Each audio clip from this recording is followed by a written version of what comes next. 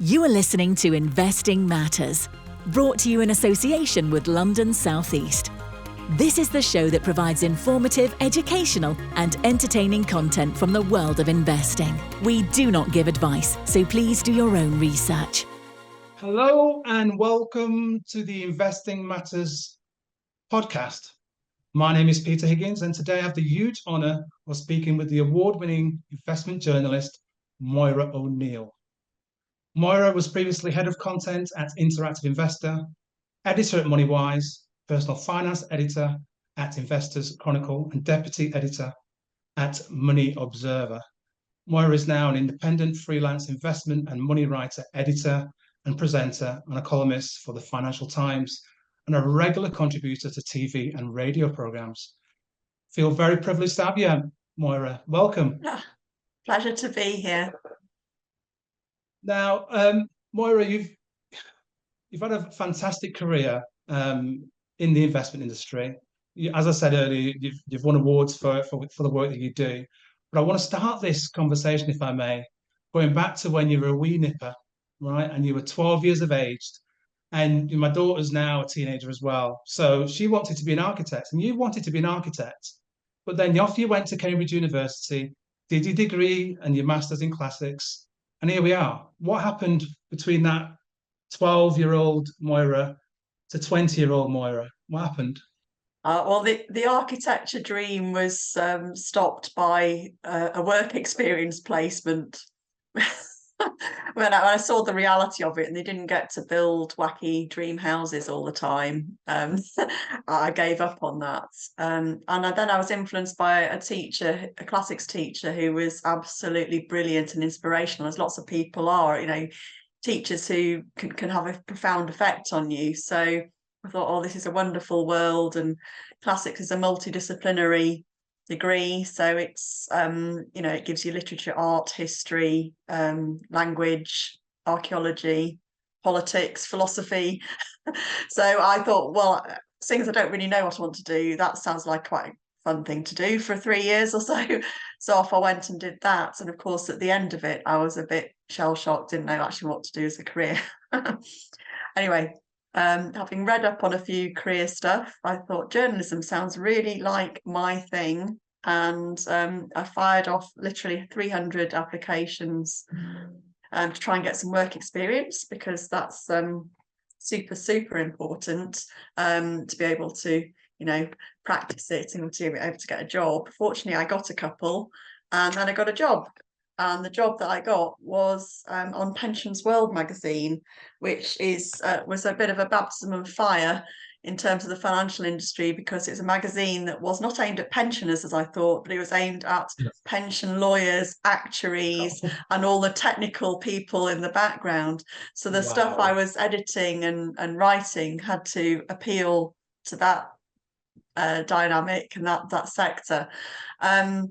I think the brilliant thing about that job was the first piece I was set to write, I had to go off on these things called trustee training courses. So big pension funds have sort of lay people as trustees, and there was training being laid on for them, which would introduce you to investing, to what a pension is, to the possibilities of long-term growth, etc., and the needs of people who are in the pension funds.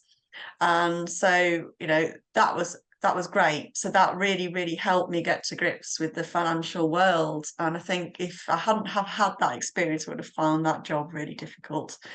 I didn't know whether I was going to stick with financial journalism, but I think once you get to know a bit, you start to want to know more, and you get sucked in. And here I am 25 years later, still doing elements of what I started out doing at the start of my career. Absolutely brilliant. Yeah, you said it was a baptism of fire. You're going in and working with the experts straight away. So absolutely fantastic. So you were assistant editor at Pensions World, editor at Health Insurance Magazine for a little while, and then I'm looking at this as a big break here, deputy editor of Money Observer 2002 to 2008. Now that is seriously taking on some responsibility there. How was that for you? Well, Money Observer was something that my own father had been reading for many years. Huge, yeah. So I was very familiar with it. So it felt brilliant to get a job on that title. Look at And that! Look at me, and Dad. I'm in also, the magazine. Yeah. pardon? Yeah, yeah. And also it felt brilliant because I'd been working in the sort of technical side, the business to business writing, and I had a craving to write for consumers, people who are, and to try and, communicate and educate. And so Money Observer magazine, which sadly is no more, but back then was fairly big on the newsstands and was part of Guardian Media Group when I started there, was sort of a brilliant place to be, sort of dream job, writing about investments, pensions, tax planning, ISAs, and then some sort of personal finance stuff like insurance, like mortgage planning, all of that. So, but mainly on the investment side.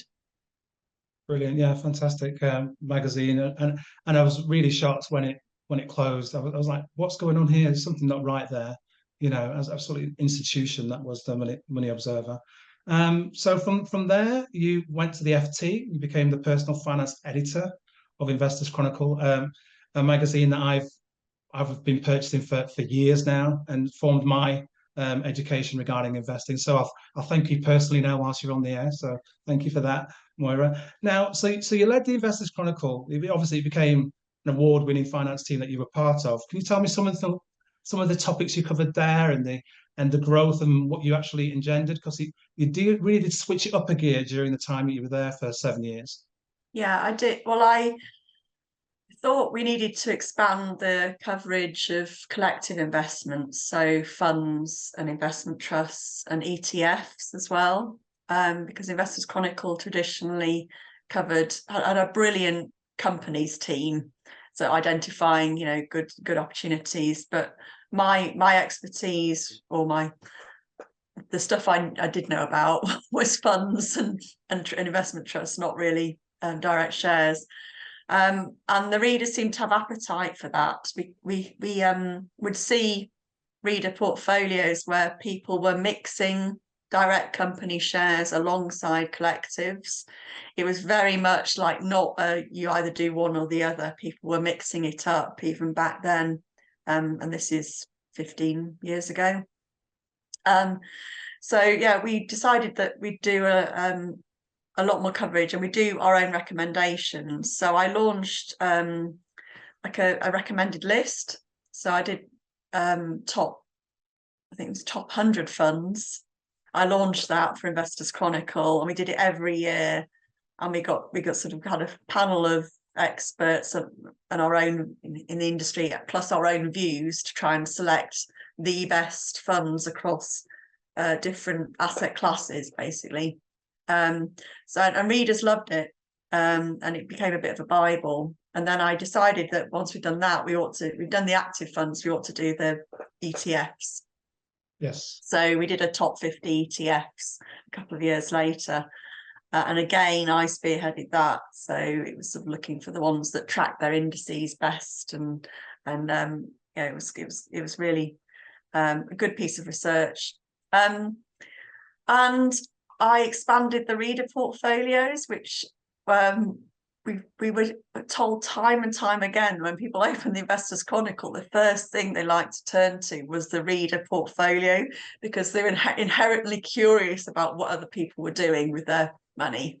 And these weren't always like real names, and people couldn't be identified. We let people submit portfolios anonymously. So you would say, this guy is 60 and he wants to retire in 2 years, or he's a 28-year-old who's gone gung-ho into oil stocks or something like that. So we always tried to pick something that was interesting and appeal to a different part of the readership.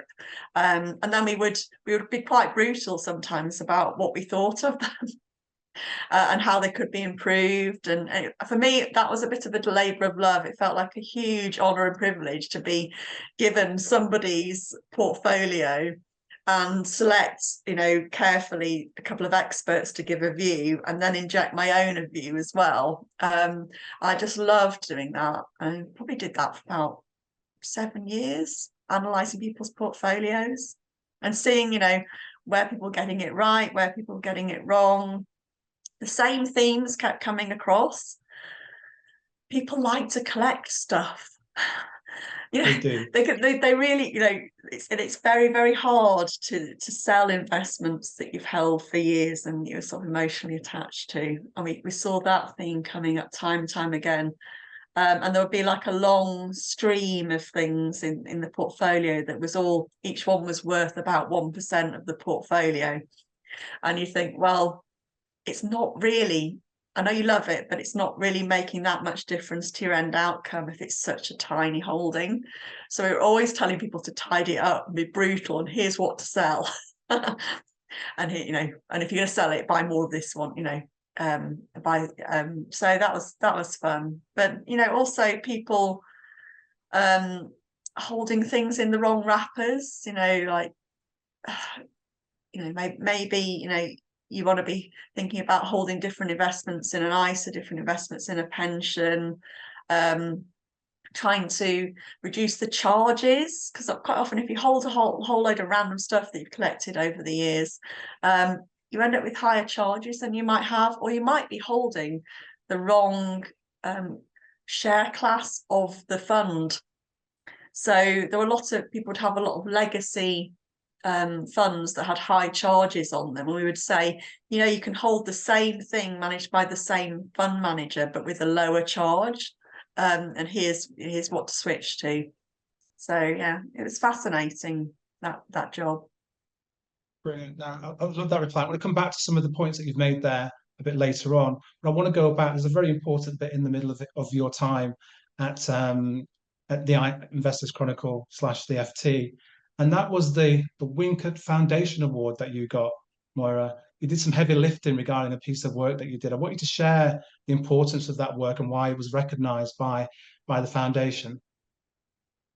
Well, I mean, I entered a few things for that award. I think you get to enter 3. We did back then. So I was showcasing some nice writing, and I was showcasing, gosh, it was like I think it was an income investment piece where we'd analysed income from investment trusts alongside dividends.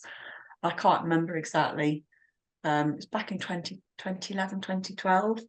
Yeah, you were paying the wording I've got here. The judges said Moira's diligent and painstaking analysis and ranking of unit trusts is the kind of heavy lifting we expect from the Investors Chronicle, and she combines this with readable and accessible copy across her subject.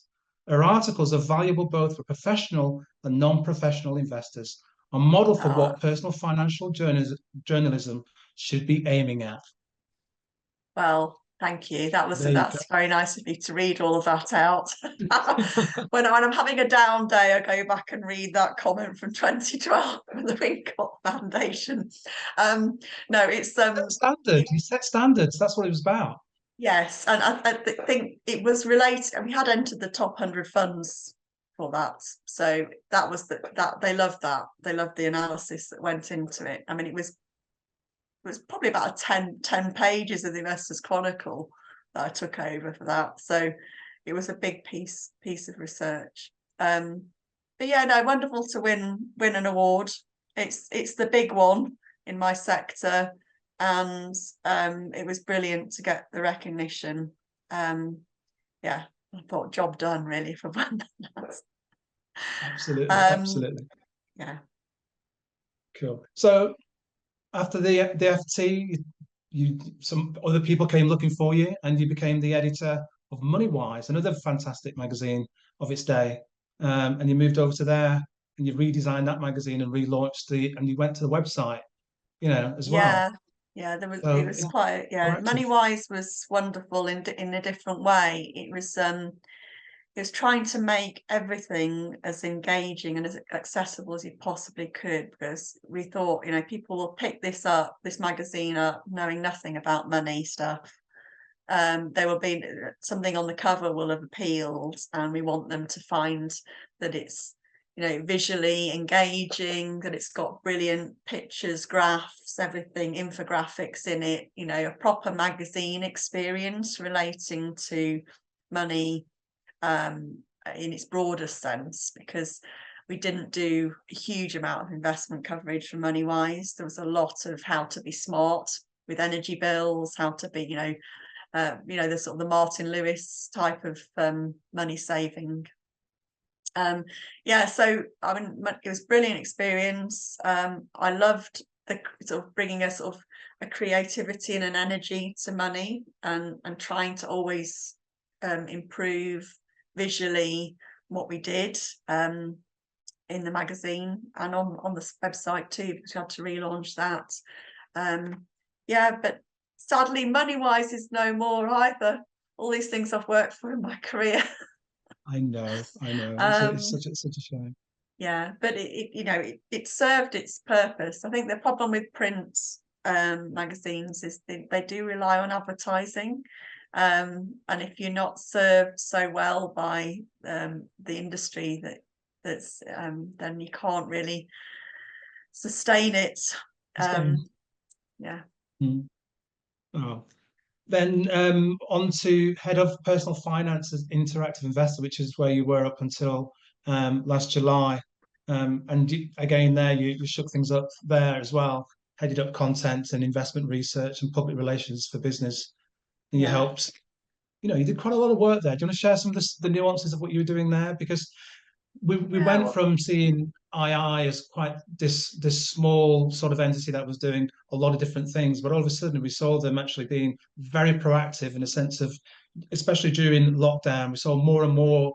I don't like using the word content because I think it's a really lower bar to set, but lots of different information became interactive, if I can use that analogy.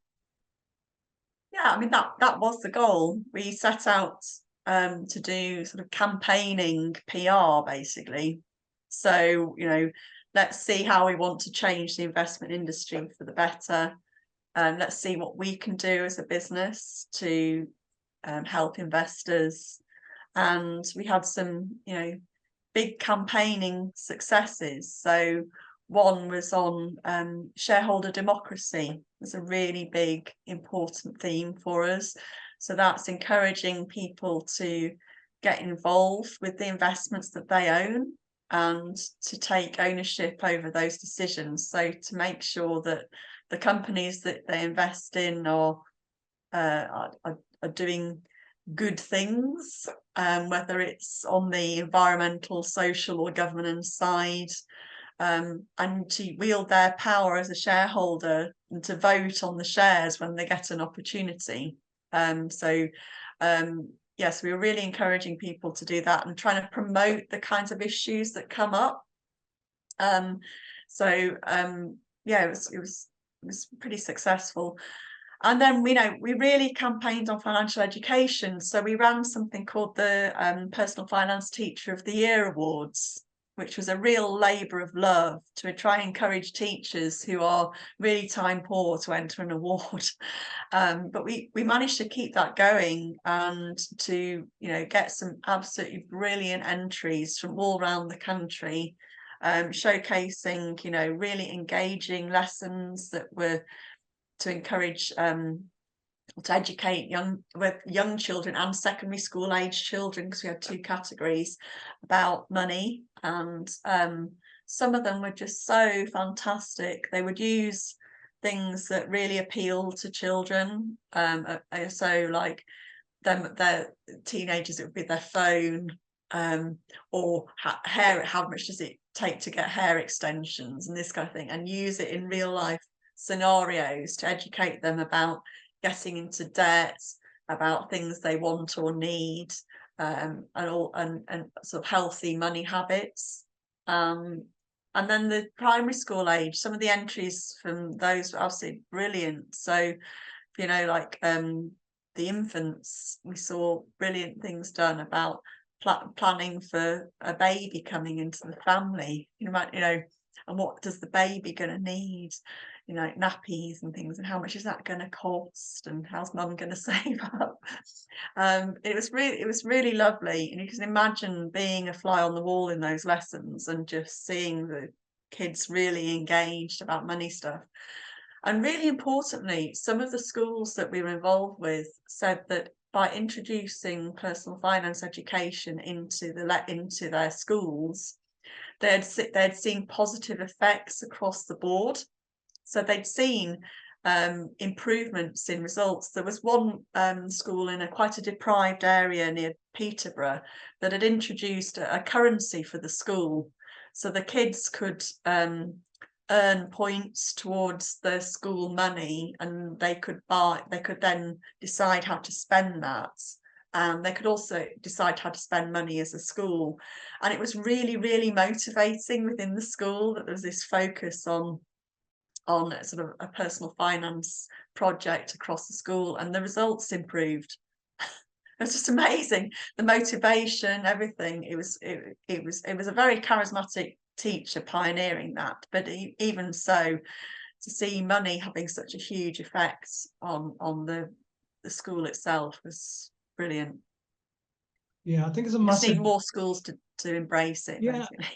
it's a massive issue. I think the more that we actually impart and educate children of all ages, going all the way from infancy, as you say, up to teenagers and into university, about personal finance education, I think the better we would be, because we have a level of indebtedness throughout the country and even in institutions which we shouldn't have. And people are now in a difficult spot now where they're seeing interest rates rise. The savings, if they've got any, aren't really being, aren't racing the same pace as the interest rates are rising. And we've got difficulties all around at every level. So the more that we can educate within schools, I think is a massive piece that we're missing, and we should have that throughout schooling, I think, as a mandatory sort of subject. Yeah. And of course, auto enrolment's being extended to younger children now. So pensions is coming in at a younger age. Hooray. So you start a job at 18, you'll be enrolled into the pension scheme. And that's a brilliant step forward. It used to be, I think it's 21, it used to be. So, people will face this long-term growth and the power of compounding earlier on. And if they can understand the power of compounding, they'll know they really do need to be in that pension scheme. I was just looking back at, I mean, one of my regrets is not putting in as much as I possibly could in my 20s into my pension, because I'm now approaching 50 and looking at my pensions that I was contributing to back then. And that it was brilliant looking, yes, all that compounding has really powered up and delivered. And, I wish I'd put more in, because those years from 20 to 30 can be crucial. I think there's an illustration, there's a sort of famous money anecdote, which is Jack and Jill. And Jill, who's the sensible one, it's always the woman, isn't it? Puts her money in, puts the same amount every month during her 20s, and so for 10 years. And Jack doesn't put anything in during his 20s. Jack starts at 30 and starts putting in the same amount as Jill has done. Jill stops at 30 and just leaves it. And Jack and Jill, when they both reach 60, Jack's had to put in a huge amount more than Jill, but because Jill put it in earlier than he did, she's in a better position. And I just love that story. I think it just showcases, why we need to put even small amounts in at the start. I absolutely agree with you. And what I want to touch now, if I may, and I'm going to go back to some of the points you've made a bit later on. You're an advocate for investing. You're an educator regarding investing and personal finance. And from what I've read, you're a believer in a diversified portfolio. So I want to take this time now to talk with you about your investing strategy and how you've gone about over the past, your working career, saving and investing, your strategy, best lessons learned.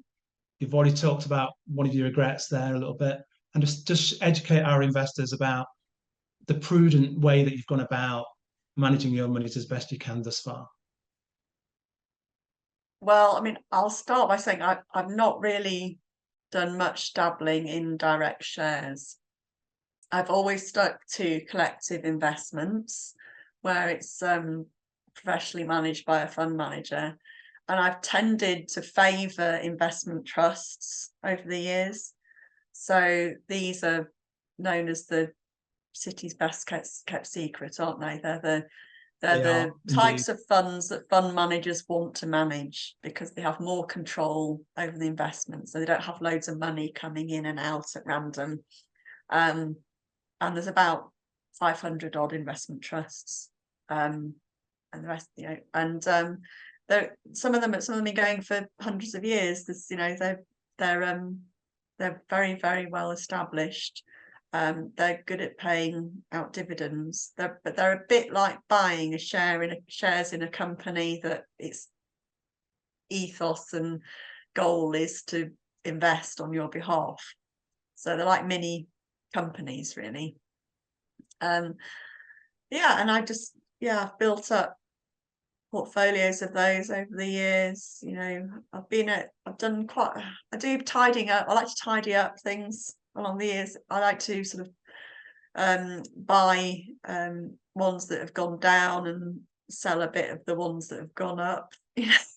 I've never had a foolproof system. I'm not going to say I'm supposedly an expert, but we experts don't always do it absolutely brilliantly ourselves, but we kind of know the principles to follow. So we try and keep our asset allocations, so the building blocks of the portfolio, fairly sound.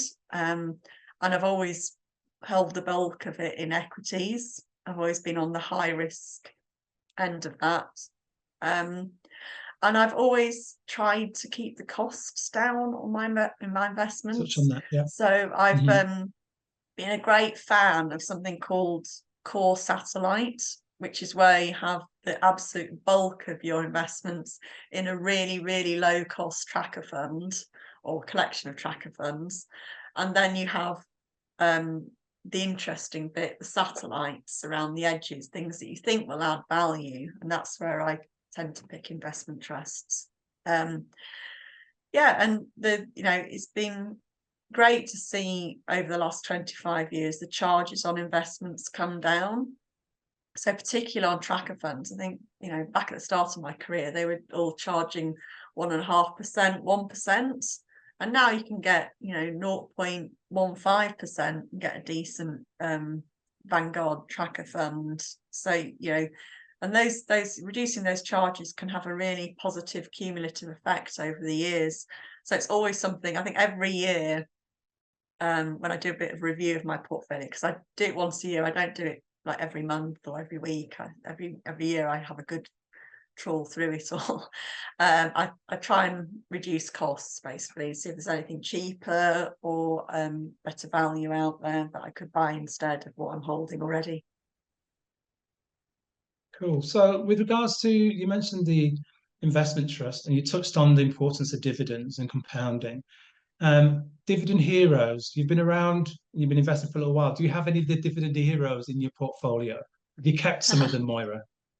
I do, yes. I've got City of London for the UK portion of which I've interviewed Joe Curtis, who's the fund manager over the years. He's a lovely guy. And he speaks complete common sense in a really simple way. I always think if people speak and translate things really well, they must be amazingly clever. There's a certain amount of sort of brain that can translate things into very good sound bites and can help you sort of understand what's going on. Anyway, so he's one of those, and he's delivered really well over the years for me. And then I hold the oldest investment trust, of course. I hold F&C, which has been going for well over 150 years. That's globally diversified. It holds bits of private equity as well. So it gives you sort of an asset exposure to an asset class that I wouldn't be holding otherwise. So they're two of my favourites. And I was talking to my husband the other day about investing, and those two came up because I was thinking, he really needs to get going with this stuff. And I said, will you just check these two out? Because I think they're solid things that you can hold for the next 10 years. Brilliant. No, thank you for that. You touched on the charges side of it as well, but I wanted you to expand a little bit, if I could ask you to, about why it's important for all of us to consider investing in the most tax efficient way as well, because obviously we're all getting taxed here, right, left, right, and centre, but we should also maximise the tax efficiency of our savings and keeping it in a wrapper of sorts. Yeah.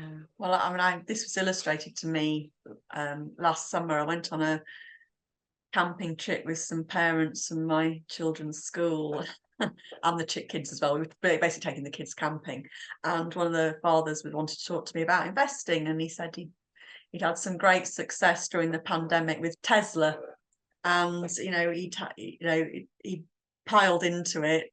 He was quite a wealthy guy, and it done really well for him. And then he was dealing with the tax bill. I was like, why are you dealing with the tax bill? He said, he'd been on, I'm not going to name the platform, but he'd been on one of the newer platforms which didn't offer an ISA. Of course. So he hadn't been holding Tesla sheltered from capital gains tax, basically. Just because he didn't know he should. And so he'd had this big tax bill to pay, 20% at the end of it. So if you'd held it in an ISA, in an individual savings account, you wouldn't have had any tax to pay on the growth. And that's really important. And obviously that applies to income investing as well. If you've got shares or other investments that provide an income in the form of dividends or coupons or whatever it is, then an ISA stops you paying extra tax on those. So it's a really good place to do it. But pensions do the same for you. So if you hold, if you can afford to stash your money away and lock it away in a pension, because that's effectively what you do. You can't get the money out of a pension until you're 55 at the moment, and that age may go up. So a state pension age increases, the private pension age for access might increase as well. You have to be a bit wary of that. So if you lock your money away into a pension for that long, it can grow free of the income and capital gains taxes that it would otherwise have outside a pension. Of course, the beauty of putting into a pension at the moment is you're getting upfront income tax relief on your contributions, which means you get like free money from the government when you put the money in. So you can reduce the income tax that you're paying this year by putting your money into a pension. You will pay tax when you come to retirement, but you might be on a lower tax rate by then. So it could work out really efficiently for you. So use ISAs and pensions to the max is the message. And the allowances for them are really generous. You can put up to 20,000 in an ISA. You can put up to 60,000 in a pension after the Chancellor raised it from 40,000 in the latest budget. So I think for most people that's sufficient. You have to be very wealthy to be able to bust those allowances for your investments.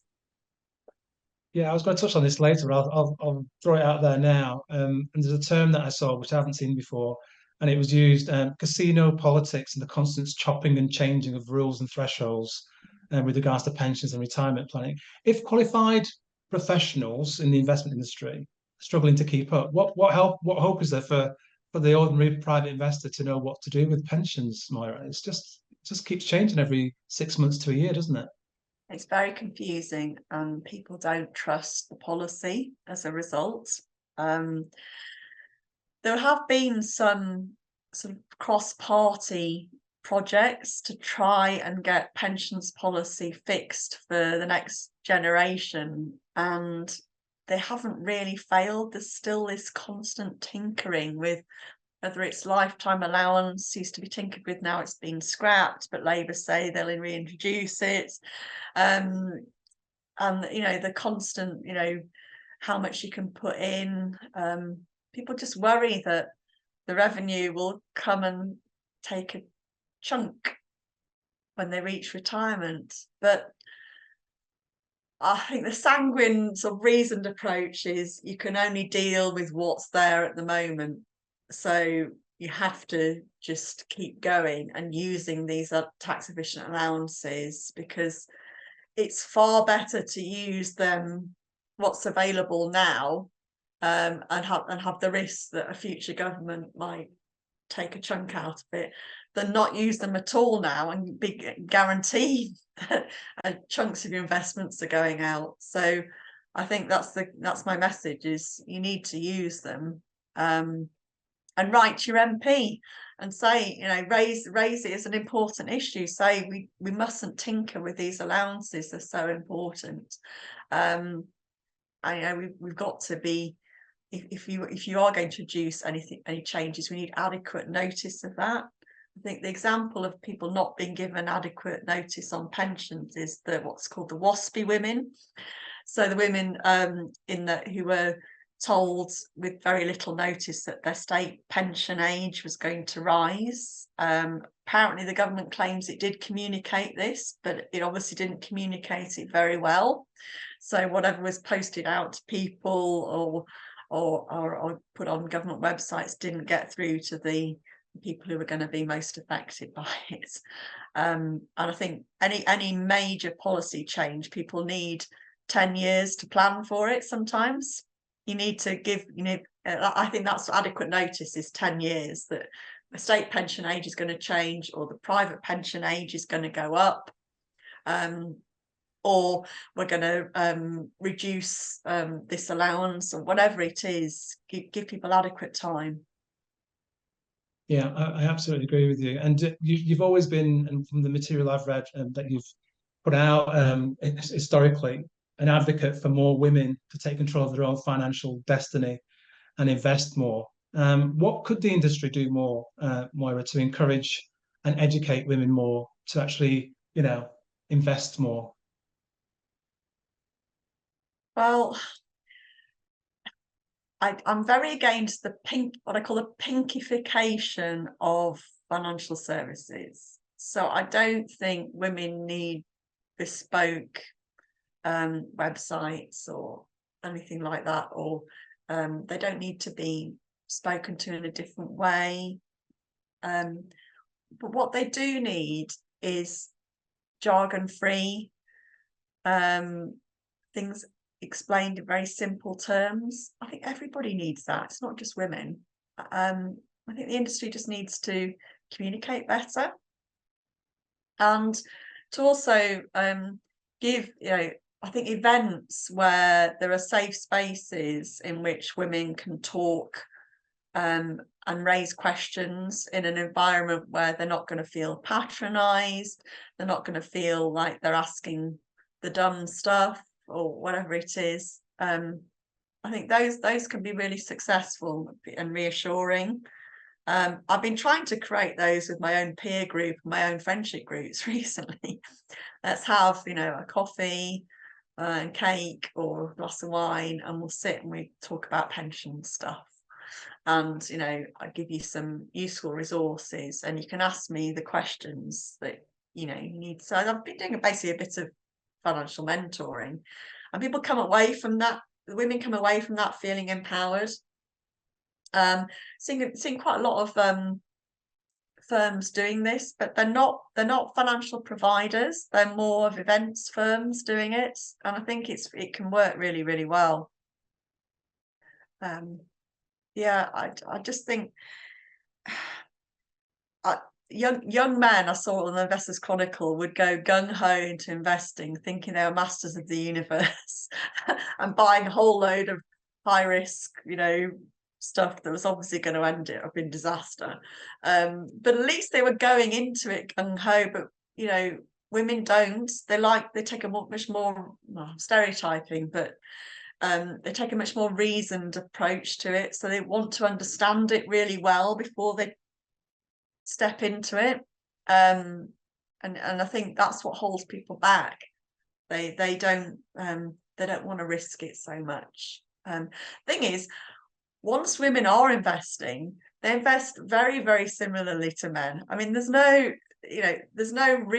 real evidence that people do, the sexes do it differently. It's just taking the steps in that's different.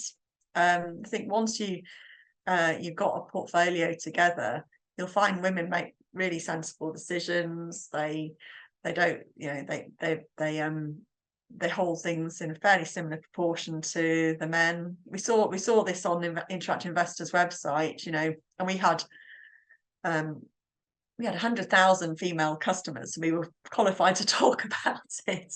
They really didn't invest very differently to the male cohorts. There are just fewer of them. Yeah, but however, the research shows that over the long term, women outperform their male peer group regarding investing over the long term. So could the investment industry do with and have a rosier future if they invested in female investors and also had more female fund managers?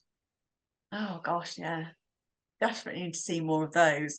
There's the horrible Morningstar survey, which said there are more, it's a couple of years back, said there are more fund managers called Dave than there are female fund managers. That's just like so sad. That's horrifying. Oh, yeah. absolutely. Yeah, I think, the industry needs to model it. They need to have female spokespeople, female professional fund managers, female financial advisors. It's diversity and inclusion. Got to model that everybody's involved. And it's not just the sex difference. There's also so many different social strata. There's ethnicity. All of that needs to be role modelled within the financial services industry to make it universally appealing to different sections of the population. Absolutely agree with you. Now, I'm going to just change this slightly because I was going to ask this question much later on, but you've hit on a very perfect point and seen you for this segue to this question. You contributed a fantastic chapter to the wonderful book, Inspirational Investing, What Matters in the World of Investing for Women by Women, edited by Amanda Taylor, alongside some amazing contributors that include Annabelle Brodie-Smith, Rosie Carr, Rebecca O'Connor, Merrin Somerset-Webb, Carl Parner Fitzpatrick, and Claire Barrett. Now, can you tell us a little bit about your chapter without giving away too much about the whole book, as I try to inspire not just women, but everybody to invest per se? I don't remember what I wrote. I think I wrote about risk, didn't I? And it was about how investment risk differs from our normal understanding of risk. So, in everyday life, if you went rock climbing or skiing or bungee jumping, that would be a risky thing to do. Or if you were into, renovating properties or whatever it is, there are the things that you can think, oh, that's something a high risk person would do. Now, in investing, taking a high risk means putting your money into something that can be volatile, that will go up and down over the lifetime of your investing. But the thing is, you can effectively reduce the risk of those high risk investments by holding them for the very, very long term. So if you know something's going to be volatile over the next few years, if you hold it for 30 years, the graph with all the bumps in it actually looks quite smooth. So it's I think it's just understanding investment risk. Maybe we need a new term. People can lower their risks by doing the sensible stuff with investing. You can spread your money between different investments to lower your risk. There's all sorts of things you can do, but you might still be labelled a high risk investor, but you're doing the really sensible things. So, for example, if you're in your 20s and you're putting everything into equities, which are the highest risk type of investment, that is a really sensible thing to be doing, as long as you're locking the money away and you're not going to touch it and you're not going to need it next year. You should, but people aren't encouraged to be high risk. So they need to educate themselves to understand what that means in terms of investing. Thank you very, very much for that. Now, you've talked about risk and volatility. Now, one of the mainstays that we see a lot, and you talked about it earlier about people chasing trends and all the rest of it, and keeping lots of different new things in their portfolio and being over diversified. Now, as an investor, what is the best way to combat fear of missing out? We see it in the press all the time. FOMO. We've seen what's going on with the shockwaves that's happening regarding banks now. How would investors best combat FOMO in your eyes, Moira? Well, there's FOMO and there's also fear, isn't there? There's two different things going on Yes, here, they're very because it's close all together about the psychologically. it's all about the noise that's going on around you, and people saying, oh, Absolutely. it's a good time to get in or it's not a good time to get in. Everybody will always have a view. There'll always be a reason not to invest, whether it's war, COVID, the biggies, or it's just, the cab driver tells you he doesn't like M&S shares or whatever it is. There's always something, there's a reason not to, or you are feeling nervous because something else going on in your life, like thinking, oh, I shouldn't put that money away because the kids might need it, or whatever it is. And then there's also the fear of missing out. I think, missed opportunities, or I'm not timing it right, or whatever it is, and feel like, oh, I shouldn't invest in Tesla because it's already gone up so much, and I think really combat this by selecting a sensible, diversified portfolio of investments and drip feed your money in. So put the same amount of money in every month, and it comes out of your income, or your salary. If you're self-employed, you might want to just do it less regularly, but make sure that it is regular, and just let it build up. So you pay yourself first, you get used to not having that money, and you put it into a sensible suite of investments, and don't check it too often. So don't check in every day to see whether it's gone up or gone down, because that will make you feel like you've got to act on it. Just leave it. Check in every few months. You could even leave it and check in on it once a year if you're happy with the building blocks that you've put in place, and just let it grow over time. I love what you said there. There's a bit that you said there. I just went, oh, I need to just go back to that. Pay yourself first. You said there, and the beauty of pound cost averaging together, absolute marriage made in heaven for achieving financial freedom. So yeah, I love that phraseology that you put there. Now, Moira, I'm conscious of the time, so I've got two last questions for you. And I want you to go back really, and reiterate to our private investors, professional investors, institutional investors, the global Investing Matters audience, what really, truly matters to you regarding investing? What's the most burning and most important thing regarding it all for you? It's tough. I'm going to say charges. Keep your charges low. I mean that's for your sake, and it's also because it's the only way we're going to make this industry change. So there are layers of charges that go on, and just watch out for them. Because you don't want to pay for somebody else's yacht. You really want your own yacht in retirement if you can have it.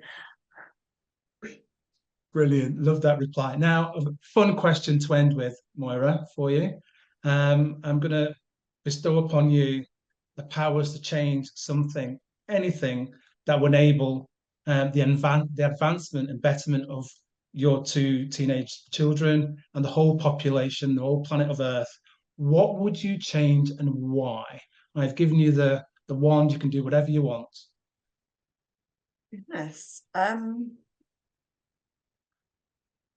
So I'm going to go back to pensions policy and just say, make sure that it stays, that we don't have changes so people can deal with what they have and know it's going to stay. But I'd also like to see a bit of simplification in pensions, because it's hugely complex, difficult for people to understand. I'd also like to see some education on the amount you need to put into a pension, because auto enrolment is about 8% of your outgoings, and it really needs to be higher. It needs to be 12% for people to have really good retirement outcomes. So I think there's an education piece to be made. Brilliant. That's absolutely brilliant, Moira. It's been an absolute joy to have you on. I'm looking forward to seeing you doing all of the work that you do going forward. Freelancing now. You're still a columnist with Financial Times as well, and the weekend paper as well. And we're going to see you at the Master Investor Show. And I want to keep in touch with you because I've got some ideas with regards to how we could actually collaborate with regards to London South East Investing Matters to encourage more and more people to be prudent and carry on educating them. So if we can keep in touch, that would be absolutely great. Wow, great. Yeah, I'd love to. It's been fun talking. All right. Thank you ever so much. That was Moira O'Neill, the award-winning journalist. And we're going to see much more of Moira going forward as we continue our drive to educate others. Moira, thank you ever so much. Take care. God bless. Pleasure. Bye. Thank you for taking the time to listen to Investing Matters. Be sure to check out the London South East website for free tools and info to research your next investment.